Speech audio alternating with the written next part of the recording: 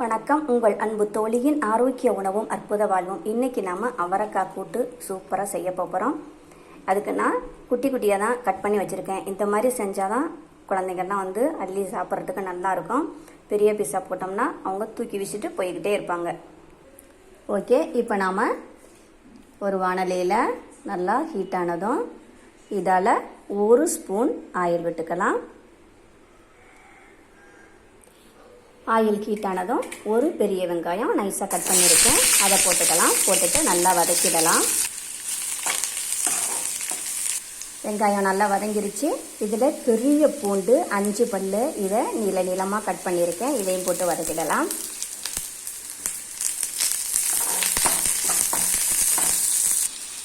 இது நல்லா வதங்கினதும் ஒரு தக்காளி, இதையும் போட்டு நல்லா வதக்கிடலாம்.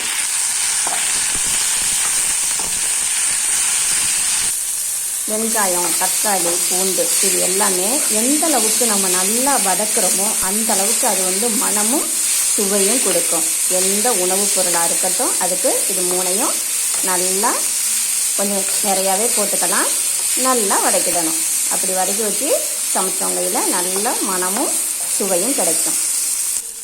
இப்போ இதில் நாம் 1 டீஸ்பூன் மிளகாய்த்தூள், அரை டீஸ்பூன் மல்லித்தூள், 1 டீஸ்பூன் கரம் மசாலா நீங்கள் போட்டு பாருங்கள். அந்த இதுக்கெல்லாம் அவ்வளோ வாசமாக செம்மையாக டேஸ்டியாக இருக்காம்மா, வித்தியாசமான சுவையோடு நல்ல டேஸ்டியாக மனமாக சூப்பராக இருக்குமா அப்படின்னு சொல்லிட்டு இதை வச்சே தான் குழந்தைங்க சாப்பிட்றாங்க.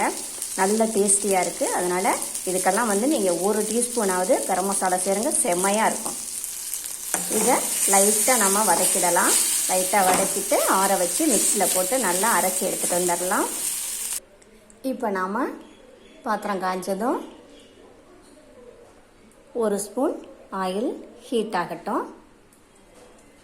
ஆயில் ஹீட் ஆனதும் 1 டீஸ்பூன் கடுகு, அரை டீஸ்பூன் ஜீரகம், 1 டீஸ்பூன் உளுந்தம்பருப்பு, 1 இனுக்கு கருவேப்பிலை எல்லாம் பொரிஞ்சதும் கட் பண்ணி வச்சிருக்கிற அவரைக்காய்.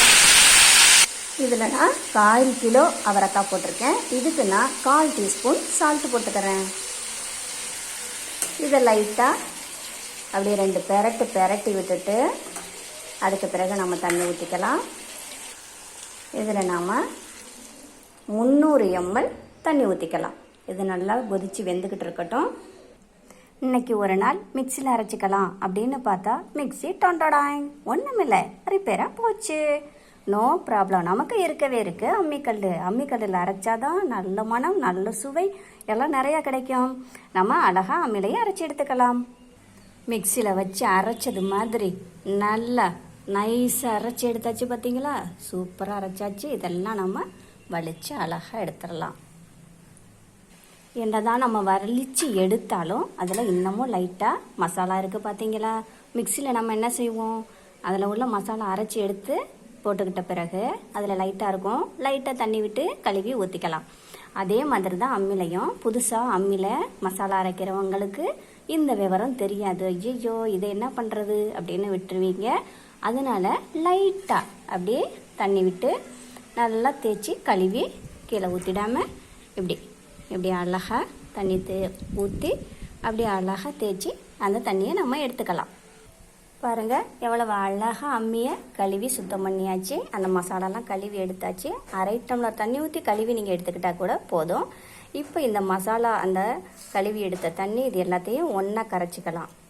தண்ணி நல்லா சுண்டி வர்றதுக்குள்ள நாம் அரைக்கிற வேலையை முடிச்சாச்சு. தண்ணி இன்னும் கொஞ்சோண்டு சுண்டி வந்துடட்டும். அதுக்கு பிறகு நம்ம மசாலாவை இதில் சேர்த்துக்கலாம். பாருங்கள் தண்ணி நல்லா சுண்டி வந்துருச்சு. லைட்டாக தான் அதில் தண்ணி நல்லா சுண்டி வந்துருச்சு. பார்த்தீங்களா, லைட்டாக தான் தண்ணி நிற்கிது. இப்போ நாம் அரைச்சி வச்ச மசாலாவை ஊற்றிக்கலாம். ஃபஸ்ட்டு நாம் அவரைக்காய்க்கு 1/4 டீஸ்பூன் சால்ட்டு போட்டுக்கிட்டோம். இப்போ மசாலாவுக்கு போடணும் இல்லையா, 1/4 டீஸ்பூன் சால்ட். இப்போ இதை நம்ம மிக்ஸ் பண்ணி விட்டுக்கலாம். மிக்ஸ் பண்ணி விட்டு 2 நிமிஷம் இது வேகட்டும். ஏன்னா அந்த மசாலா உள்ள அந்த சத்துக்கள் அந்த சுவைகள் இந்த அவரைக்காயில் சேர்ந்தால் தானே டேஸ்டியாக இருக்கும். அவரைக்காயில் நார் சத்து நிறையா இருக்குது. வைட்டமின் ஏ, வைட்டமின் பி எல்லாம் நிறையா இருக்குது. நோய் எதிர்ப்பு சக்தி இருக்குது, கண்களுக்கு ரொம்ப நல்லது, மோஷன் ஃப்ரீயாக போகும், இரத்த சோகையை நீக்கி ஹீமோகுளோபினை பெருகச் செய்யும், உடம்புக்கு ரொம்ப நல்லது. எல்லாருமே சாப்பிடலாம். இதில் இவங்க சாப்பிடணும் இவங்க சாப்பிடக்கூடாது அப்படின்னு எந்த இதுவுமே கிடையாது. அதனால் எல்லாரும் சாப்பிடலாம். இன்னும் கொஞ்சம் அது கிரேவி மாதிரி வரட்டும். சப்பாத்தி, ரசம் சாதம், தயிர் சாதம், சாம்பார் சாதம் எல்லாத்துக்கும் இதை சாப்பிட்டுக்கலாம். செம்ம டேஸ்டியாக இருக்கும். இப்போயே கம கம கமன்னு அவ்வளவு வாசமாக இருக்குது. சூப்பராக நல்லா இதெல்லாம் நல்லா மசாலாலாம் சேர்ந்து நல்லா வதங்கி வந்துடுச்சு. சுண்டி கிரேவி மாதிரி வந்துடுச்சு பாருங்கள். இப்போ நாம் ஸ்டவ்வை ஆஃப் பண்ணிக்கலாம். ஓகே, இந்த வீடியோ உங்களுக்கு பிடித்திருந்தால் லைக் பண்ணுங்கள், ஷேர் பண்ணுங்கள், சப்ஸ்கிரைப் பண்ணுங்கள். மறக்காமல் பக்கத்தில் உள்ள பெல் ஐக்கானை கிளிக் பண்ணுங்கள். இன்னும் ஒரு டிப்ஸும் இது கூட சேர்த்து உங்களுக்கு தர்றேன். இதுவரைக்கும் சேர்த்த மசாலா கூட இன்னமும் நீங்கள் 1 டீஸ்பூன் கசகசா லைட்டாக பொரிச்சிட்டு ஒரு 5 முந்திரி அதையும் நீங்கள் பச்சையாக நார்மலாகவே நீங்கள் பவுடர் பண்ணிக்கலாம். அப்படி இல்லைன்னா நீங்கள் லைட்டாக எண்ணெய் விட்டு அதில் நீங்கள் கறிக்கிடாமல் பொன்னிறமாக வறுத்துக்கலாம்.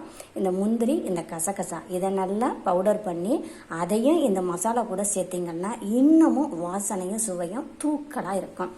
நான் இன்னைக்கு போடலை, ஆனாலும் இது போட்டால் இன்னமும் டேஸ்டியாக இருக்கும். பயப்படாதீங்க, நீங்கள் ட்ரை பண்ணி பாருங்கள். செம்மையாக இருக்கும். இதை உங்களால் மறக்கவே முடியாது இந்த டேஸ்ட்டை. தேங்க்யூ.